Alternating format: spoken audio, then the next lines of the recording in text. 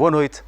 Na edição de hoje do Direto ao Ponto vamos falar do aumento contínuo e generalizado do nível geral dos preços em Angola e a forma como se vai ajustar a política monetária em função destes aumentos. De acordo com o último relatório do Índice de Preços no Consumidor, referente ao mês de fevereiro, o preço dos bens e serviços aumentou 2,1% face a janeiro. A classe de alimentação e bebidas não alcoólicas foi responsável por 71,4% deste aumento. Segundo o governador do Banco Nacional de Angola, a subida da inflação está a ser provocada por restrições na oferta de produtos alimentares e a seca, e também as dificuldades na importação. Já a Comissão Económica adotou na semana passada algumas medidas transitórias e urgentes que deverão vigorar num período de 4 meses, como maior flexibilidade no processo de importação dos produtos da cesta básica, encontros de concertação com os principais produtores e importadores de produtos alimentares e a criação de condições efetivas para a implementação da Reserva Estratégica Alimentar. Uma tentativa de tentar travar o aumento de preços como temos vindo a assistir, podendo, segundo o governador do BNA, obrigar a revisão da meta de inflação prevista para este ano, que é de 18%. António Stott é o meu convidado para falarmos sobre este assunto. Eu começo por lhe perguntar se estes 4 meses definidos para a criação da reserva estratégica, se é desta forma que nós vamos conseguir controlar o aumento dos preços como temos vindo a assistir durante estes praticamente 3 meses do ano de 2021. Boa noite, Cus. Boa noite, telespectadores e internautas da TV Zimo. Agradeço desde já o convite, particularmente a si e a equipa da TV Zimo no geral, na verdade porque é um tema que afeta todos os angolanos, independentemente do extrato social, da posição, da posição de agente econômico, seja família, empresa ou Estado. Para dizer que a primeira medida que tem a ver com a flexibilização aqui do processo de importação de bens da cesta básica, leva-nos aqui à conclusão que nós já tínhamos chegado há algum tempo que o aumento do nível geral de preços em Angola não tem a ver com a restrição da importação. Havia um discurso político que dizia que a contenção da importação de bens estava a ser substituído pela produção local. E esta medida vem demonstrar que de facto não. E quando olhamos para o conjunto de bens da cesta básica, dos bens que contribuíram para o aumento do nível geral de preços, verificamos que apenas 7 bens dos 24 são de produção local. Os restantes são de bens de importação e incluindo aqui o pão, que tem como matéria-prima o bem de importação. Exatamente. O António já vai ter a possibilidade de desenvolver mais à frente estes aspectos, porque temos mesmo que entrar para o slide. Eu pergunto-lhe agora, qual é a consequência imediata do aumento de preços que nós temos a assistir, que pelos vistos está a ser tida como uma grande preocupação pelo Executivo e particularmente pela equipa económica? Tem a ver com o primeiro retângulo que temos aqui, que é a absorção do poder de compra. Para os telespectadores perceberem que para nós comprarmos a mesma quantidade de bens e serviços que agora precisamos de cada vez mais coisa. Imaginemos aquelas famílias que viviam já no limiar da pobreza. Com este aumento do nível geral de preços, entram por uma situação de carência, de miséria. E mesmo aqueles angolanos que tinham algum poder de compra, veem o seu poder, o seu rendimento disponível a reduzir. Este é o principal impacto que tem tido na vida das populações e afeta a situação socioeconómica social das famílias e das empresas. Também devia estimular, mas em Angola isto não acontece, por causa do efeito da taxa da depreciação do Kwanza, mas se mantivéssemos tudo constante, devia estimular a importação e desestimular a exportação, mas em Angola não acontece. Outra questão que é fundamental, permite aqui desperdiçar tempo e recursos.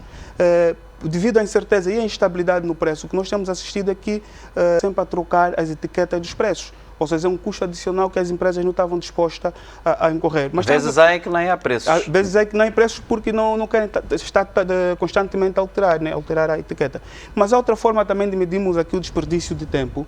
Por exemplo, se vemos numa das centralidades em que há supermercados e mini-mercados, as vulgas cantinas, reparamos que a nossa conduta tem sido aguardar um período do mês para ir fazer compras nos mercados informais, nomeadamente o 30, esses mercados cantitão. Ou seja, nós podíamos poderíamos comprar os bens logo debaixo do edifício, mas como precisamos de procurar preços mais acessíveis, então temos que nos deslocar à procura de produtos mais baratos. Por outro lado, tem a ver com a distorção dos preços relativos. O que é que tem acontecido em Angola? Na primeira quinzena do mês, vimos uma procura excessiva de bens alimentares.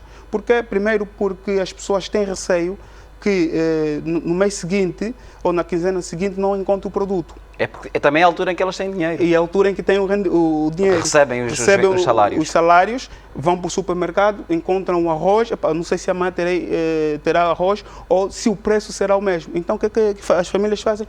Aumentam a procura na primeira quinzena do mês, depois o preço já não desce na segunda, apesar da procura reduzir, e na primeira quinzena do mês seguinte volta a aumentar a procura e volta a pressionar os preços para cima. Então também distorce aqui o preço, ou seja, nós procuramos não só para a nossa necessidade, também procuramos para fazer estoque em casa e procuramos para nos prevenir da inflação. Aqui desincentiva o investimento, porque eu vou dar um exemplo concreto. Se tiver agora 500 mil kwanzas em conta e aplicar a 20% num dos bancos, no final do ano terei 600 mil kwanzas, 500 que é o valor que eu apliquei, mais 100 de juros, a taxa de 20%. Este seria o cálculo normal. Como teremos uma inflação na ordem de 18%, estes 100 mil kwanzas que seria o meu lucro normal, aqui aplicando a taxa de inflação, vamos reduzir esse benefício para 5 mil kwanzas. Ou seja, teoricamente eu ganharia 100 mil kwanzas, quando considerar o efeito da inflação, eu ganho 5 mil kwanzas. E há momentos em que, em vez de ganhar, acabo por perder quando temos taxas negativas, quando aplicado aqui a inflação. Então, isso desincentiva o investimento. Há uma redistribuição da riqueza. Eu acho que esta é a parte positiva dos devedores, porque quem deve passa a ter uma vantagem. Por exemplo, eu solicito um crédito para um bem duradouro, vamos supor uma residência, 200 mil dólares, na altura 200 mil dólares, vamos supor que foi em 2017, estamos a falar em 32 milhões de kwanzas. Hoje, se formos para vender a casa de 200 mil dólares, a taxa de câmbio que temos atualmente, vamos vender 100 milhões de kwanzas. Eu consigo vender a casa e pagar o banco. Ou seja, aqui é uma redistribuição da riqueza quando tentamos passar o risco cambial para as instituições financeiras. Mas são muito poucas as situações em que isso acontece, não é? Sim, muito poucas e poucos angolanos têm capacidade de solicitar esses créditos. Por outro lado, por último, temos aqui a perturbação do sistema financeiro. Isto é que é fundamental. Por quê? Porque há aqui uma redução do rendimento disponível. Ou seja, nós depois de consumirmos, como aumentou o consumo, aumentou os gastos, devido ao aumento do preço, temos menos dinheiro para poupar. E como temos menos dinheiro para poupar, o sistema financeiro funciona da seguinte forma: capta as poupanças para poder conceder empréstimo aos investidores. Tem pouca poupança, primeiro, porque há o efeito de evasão dos nossos ordenados, mas segundo, por causa da inflação, eu pessoalmente não aplicaria num banco, numa conta poupança, ia para bens duradouros, virtualizando assim o sistema financeiro. Exatamente. Passamos para esse slide e o que eu te pergunto é, não é possível as previsões terem em consideração todas essas variáveis que podem depois ter um efeito contrário? Sim, aqui estamos a falar de uma questão... Não se consegue prever e essas previsões seriam mais próximas daquilo que efetivamente vai acontecer? Sim, é possível, porque nós temos dois principais indicadores que influenciam, sobretudo que influencia muito a programação do executivo. Estamos a falar da produção petrolífera e do preço do barril de petróleo. A produção conseguimos sim prever. Primeiro, podemos olhar para a estratégia de hidrocarbonetos, que diz logo qual será o perfil da produção. Essa estratégia está publicada em Diário da República, mas também poderíamos simplesmente, de forma estatística, dizer, olha, a produção as previsões têm sido inferiores a 2% ao ano, então, nesse Orçamento Geral do Estado, o Ministério das Finanças decidiu retirar 2 ou 4, criar aqui uma almofada na previsão orçamental. Olhando para aquilo que tem sido a tendência de queda. A tendência de queda, sim. Exatamente. Na falta de mecanismos próprios, que é para fazer uma estimativa mais concreta, na prevenção, então, fazer esse débito. Nós trouxemos aqui esse gráfico para mostrar que as barras em azul, estamos a falar que é o plano do governo de 2017, as barras em amarelo, estamos a falar do Plano Nacional de Desenvolvimento, e as barras em cinza, estamos a falar do Orçamento Geral do Estado. Na verdade, é a previsão de médio prazo e de curto prazo. Quando olhamos para a execução do INE, verificamos que Ora, é muito próxima às previsões do Plano Nacional de Desenvolvimento e do OGE, mas está sempre acima da estimativa do governo. E aqui eu trago esse tema porque na intervenção da conferência de imprensa do presidente do Banco Nacional de Angola, ele informou que havia de alterar o objetivo de inflação. Ora, a meta de 10% foi aprovado em eleições. Depois veio o Plano Nacional de Desenvolvimento. A meta de 16% é aprovada em Assembleia no âmbito da aprovação do Orçamento Geral do Estado.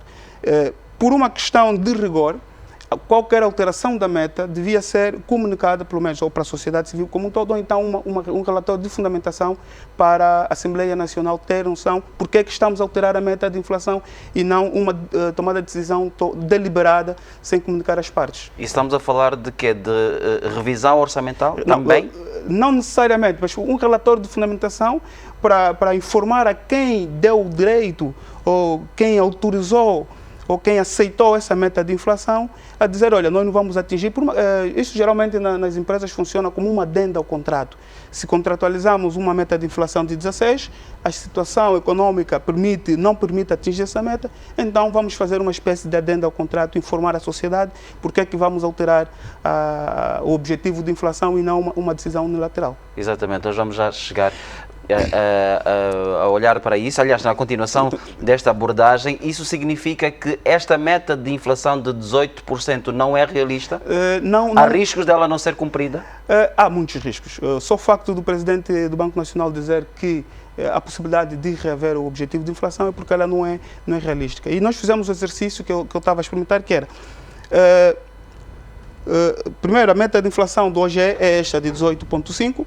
Depois fizemos um exercício que dissemos, se a tendência da inflação for dos últimos 60 meses, estamos a falar de 2017 até hoje, qual seria a inflação? Então usamos a mesma tendência e vimos que seria de 20%. E fizemos 60% era muito longo, então vamos ver se usamos só a tendência de 2020. Se for a tendência de 2020, diz-nos que temos 22%. Ou seja, as duas metas, só olhando para a tendência sem grandes rigor, é superior à previsão ou objetivo de inflação de 2021. Mas essa informação é colaborada com o facto de prever-se uma depreciação, ou seja, no Plano Nacional, no plano de endividamento anual para 2021, prevê-se uma taxa de câmbio de 744 kwanzas por dólar, uma apreciação do kwanza na ordem de 29%. E a taxa de câmbio é um dos principais determinantes da inflação. Então, não é possível nós pensarmos que em 2020 tivemos 25% de inflação, vai reduzir em termos homólogos para 18% e dizermos que a taxa de câmbio vai apreciar-se. Temos que ver quais são os outros determinantes da inflação, mas lá à frente veremos que tem que ter um comportamento contrário ao comportamento da taxa de câmbio. Exatamente, nós vamos mudar de slide, mas eu também aproveito já para te perguntar até que ponto é que esta posição do governador do Banco Nacional pode ter a ver com aquilo que são as perspectivas de independência do BNA? Não, ver o facto do governador se pronunciar nestes termos. Aí devemos ter algum cuidado, porque a independência também pressupõe, se a taxa foi aprovada em Assembleia Nacional, mesmo o BNA sendo independente, tem que informar a Assembleia e não dar satisfação, entre aspas, ao governo. A independência não pressupõe andar sozinho e levar as coisas por si, não. Não tem aqui a possibilidade de pedir autorização ao governo, não tem a possibilidade, pode até informar o governo, não pede autorização ao governo, mas também tem que informar a quem lhe deu o poder, a quem aceitou a meta de inflação como objetivo da política monetária. Exatamente. Aqui nós trazemos apenas um exemplo para mostrar como é que cresceu a inflação mensal nos últimos 60 meses. Cresceu em média 1,61% por mês. Estamos aqui a falar da inflação mensal. Em 2017, em janeiro de 2017, ela começou em 2% e terminou em 81%. Mas aqui estamos a falar terminou, é quanto nós tivemos? Em fevereiro de 2021. 2021, sim, estamos a dizer do mês passado. Exatamente. Mas se repararmos aqui o valor, e como o curso disse muito bem, estamos aqui a falar do índice total. Mas os produtos da cesta básica, e segundo até uma publicação do Jornal Expansão, subiram mais do que 81%. Uns subiram mais do que 150, outros Sim. ficaram a 120. O leite esteve perto outros, dos 200%. 200%. Na verdade, este é o índice total, mas há produtos que subiram mais, há produtos que não subiram, sobretudo os fixados. Estamos aqui a falar dos combustíveis, apesar de estar em regime de livre, mas continuam fixos desde 2016, e temos outros produtos vigiados. Os viados é que tiveram o maior aumento. Há aqui também um outro aspecto, e voltamos novamente à questão da conferência de imprensa da Comissão de Política Monetária do Banco Nacional de Angola. O governador referiu-se a dois fatores, a estiagem e a seca, como sendo aspectos que estão a pesar para o aumento de preços. Acontece que nós mesmo sem estes dois fenómenos naturais, temos fundamentalmente a nível da classe de bens alimentares e bebidas não alcoólicas e de forma recorrente, aumentos de preços. E é essencialmente sobre esta categoria, sobre esta classe, que mais tem incidido estes aumentos. Isto não terá a ver com uma justificação para dizer que a produção nacional não está a ter capacidade de atender a demanda? De satisfazer a procura? Eu acredito que sim, por quê? Porque se for a estiagem, nós vamos olhar para os produtos que mais cresceram, né? Quando olhamos para produtos nacionais e que pode justificar a estiagem, estamos a falar do bombom, o bombom cresceu ligeiramente, do tomate, da cebola, cenoura, do feijão, cenoura, mas também devemos olhar para outros produtos. Estamos a falar do milho, porque na verdade devemos entender qual é a nossa base alimentar. A nossa base alimentar é milho, mandioca, maçambala e maçango. Por isso é que nós, quando olhamos para a importação, encontramos a importação de carne e seus derivados, de carne de porco, de miudeza, de coxas. Isso é tudo importado. E se olharmos para o peso dos produtos importados para a cesta básica, é muito maior. Eu acho, e continuamos a defender, que o aumento do nível geral de preços, sobretudo também da cesta básica, não depende da estiagem, porque era residual a produção em si, não é? E comparamos isso quando vamos aos supermercados. Se houvesse uma substituição da importação pelos produtos nacionais, nós iríamos ao supermercado onde tinha uma maçã importada e encontraríamos uma nacional. E isto também não precisamos fazer grandes exercícios para perceber que não é bem assim. Exatamente. Esse slide é para dizer que chegou o momento de intervalo. António Stott, vamos voltar já daqui a pouco para continuarmos a falar sobre este tema de grande importância para o país, para as famílias e também para a vida das empresas. Eu convido-lhe a manter-se connosco e voltarmos quando regressarmos. Até já.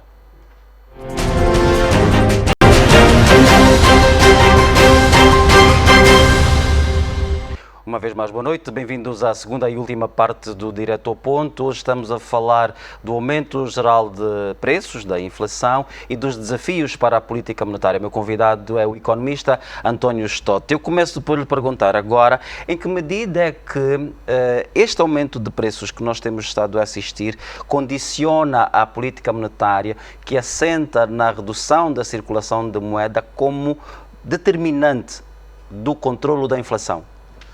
Na verdade, o aumento do nível geral de preços é a principal variável da política monetária nacional.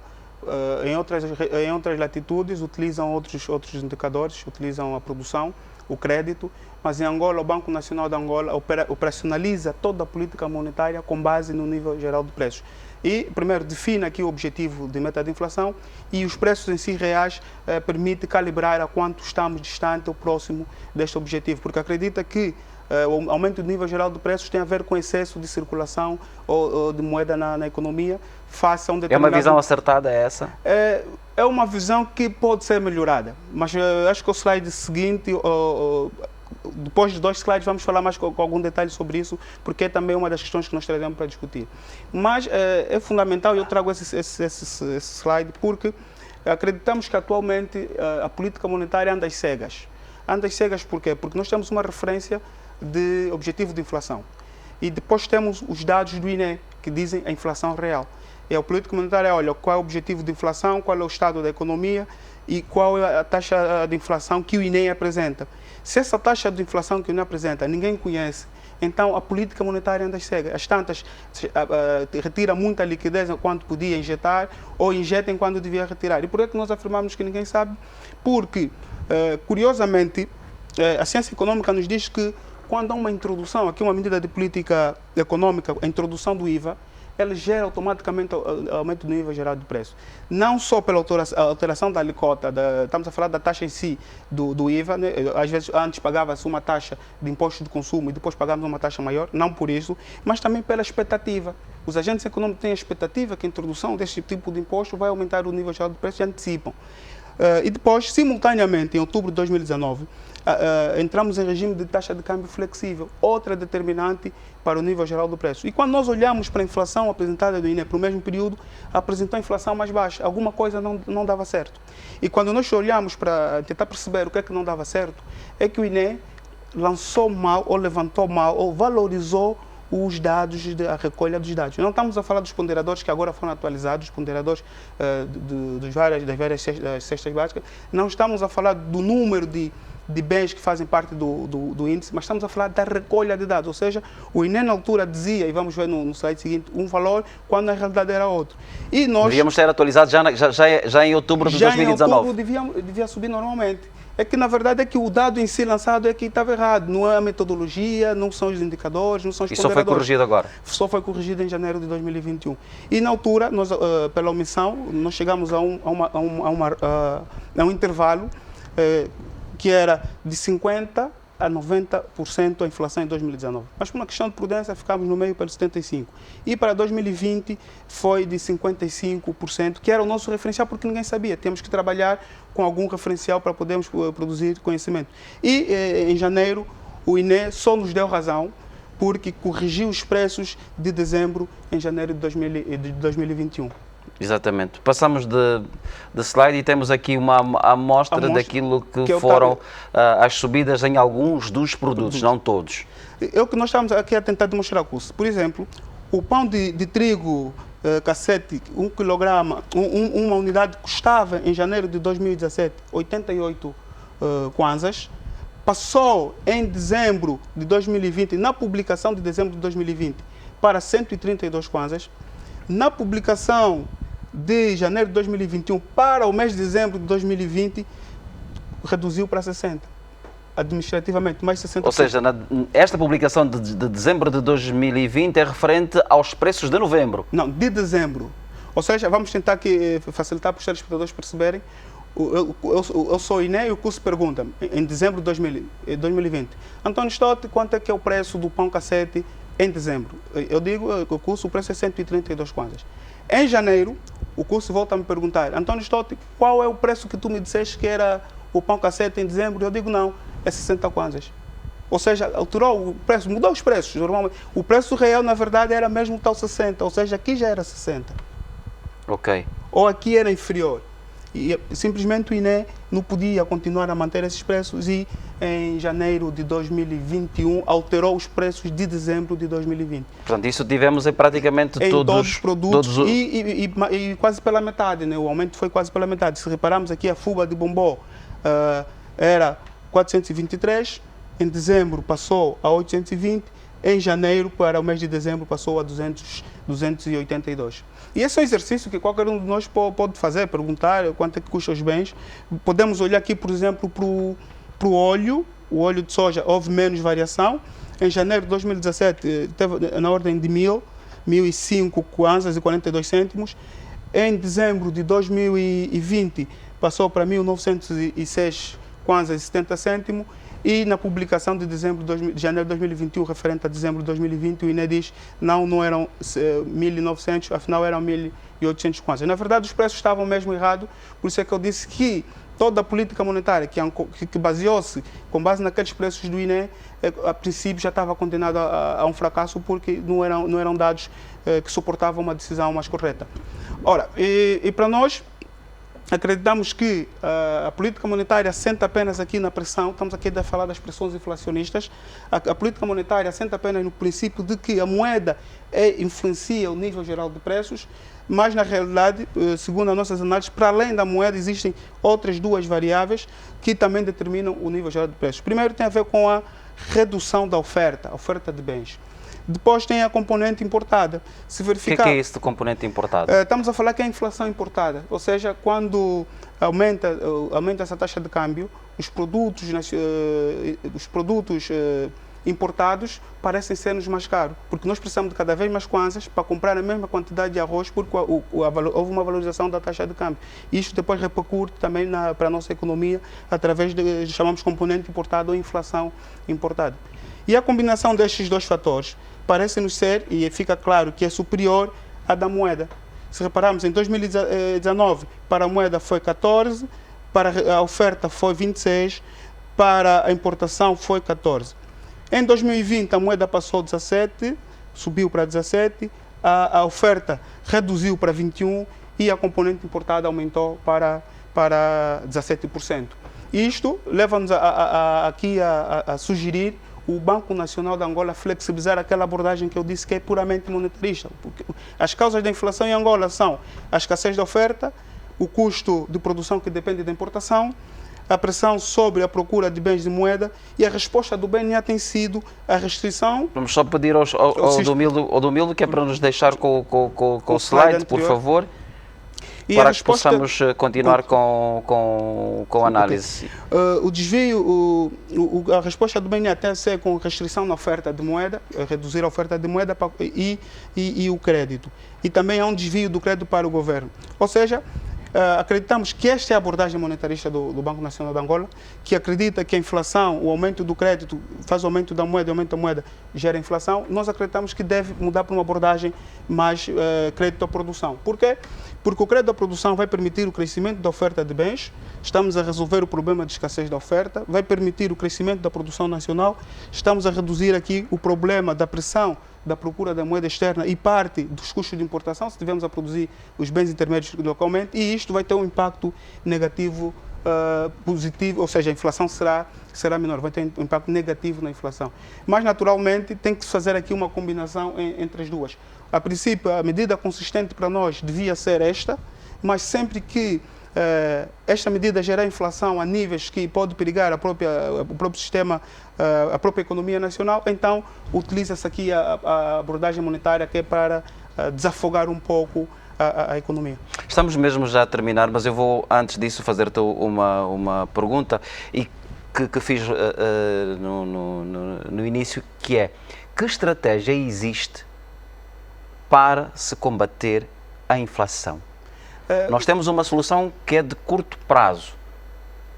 Precisamos de controlar os preços agora, mas temos depois um ano inteiro e temos milhares de famílias a precisar de bens e serviços a preços acessíveis. Que estratégia é que existe? E porque nós temos estado a assistir às notícias, e as mais recentes dão-nos conta de, por exemplo, pessoas a terem que ir para à procura de comida. Há inclusive relatos de que que a Namíbia está a repatriar muito dos cidadãos angolanos que têm estado a entrar à procura de comida.